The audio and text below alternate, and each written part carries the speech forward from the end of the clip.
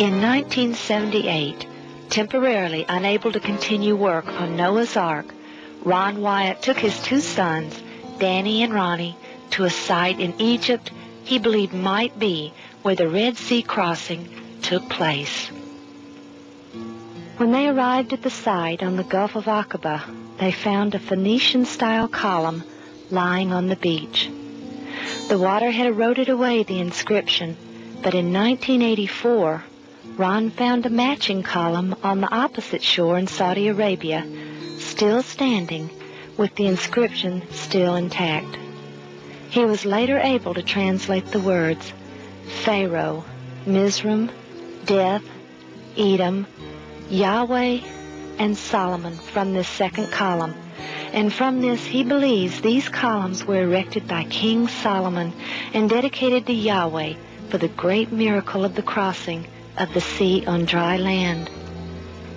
Israel was occupying the Sinai Peninsula at this time in 1978 and moved this first column from the beach and set it in concrete across the road, as you can see here.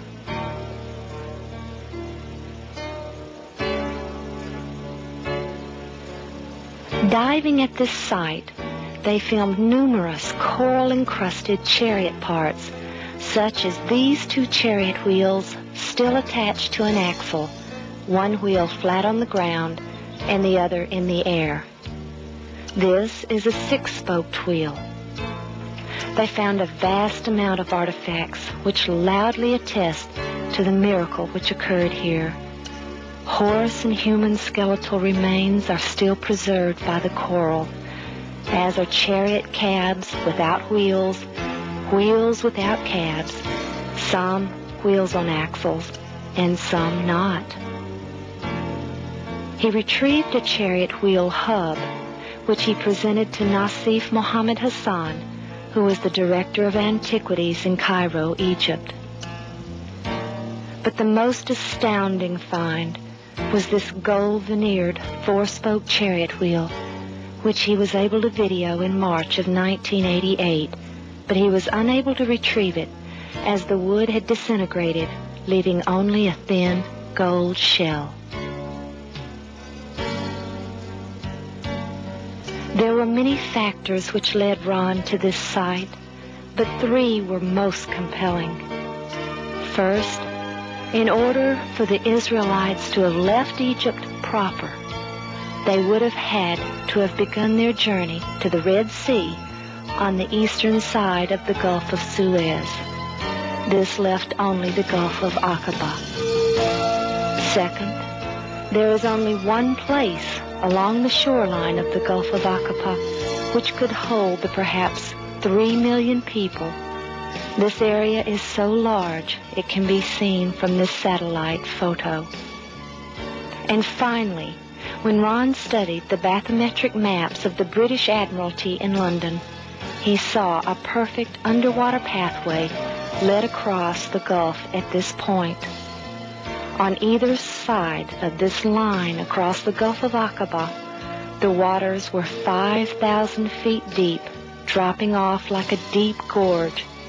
But here, at this precise spot, was an area leading across which gently sloped at a 6-degree angle to a depth of only 900 to 1,000 feet in the center. As Ron and the boys journeyed across the Sinai to this site, they noticed large boulders pushed over to the sides of the wadis or canyons, allowing caravans and travelers to pass through. But as they dove into the Gulf, about 1.5 miles out and 200 feet deep, they were thrilled to see this same stone-cleared pathway continued and was still evident in the crystal-clear waters.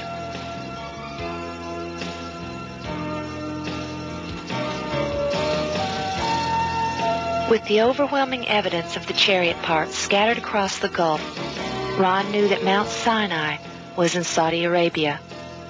Studying maps, he saw that Jabal el-Lawz fit the biblical description of this holy mountain.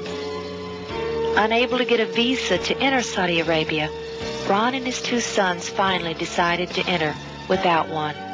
He had learned that the normal procedure if someone were caught without a visa there was to escort the visitor to the border and see that they did not re-enter. They found Mount Sinai with the altar and much more still intact in this uninhabited area. But as they were leaving, they were abruptly arrested and imprisoned for 78 days, accused of being Israeli spies. When they were finally released, they were told that a man had contacted the Saudi embassy and reported the Wyatts to be Israeli spies pretending to be archaeologists. This man had been a trusted friend who had worked with Ron on Noah's Ark. Ronald Wyatt and his sons are with us in the studios of our Nashville affiliate WTVF to tell us all about it. Gentlemen, good morning. Morning. Mr. Wyatt, you there in the middle, yes. Your sons on either side. Why did you, I didn't know that Mount Sinai was in Saudi Arabian territory. Why did you think it was? We found some chariot parts that looked like the chariots found in King Tut's tomb in the Gulf of Aqaba, west of this Jebel El Lawz. We found these at depths from 60 feet out to 200 feet and over a stretch of about 1.5 miles. And we believe that that was the crossing site. And so in the biblical narrative, they arrived at Mount Sinai after crossing the Red Sea. The language in the Bible indicates that they stayed in a mountain, enclosed in a mountain. So an aerial map showed that this Jebel El Lawz had a large valley enclosed in the rim of an ancient volcano. There's about 5,000 acres in there. We felt this was the place. And in Exodus 24:4 and in Leviticus 6:28, 11:33, and 15:12, it tells of some artifacts that were to be found. There was to be 12 pillars of stone and an altar and some pottery. And so this is why we looked at that particular mountain. From the beach in Egypt on the Gulf of Aqaba, we have gazed across the water with anguish for many years, knowing that Moses led the great multitude across the Red Sea at this exact spot. Ron Wyatt knew in 1978 that Mount Sinai lay beyond that distant shore.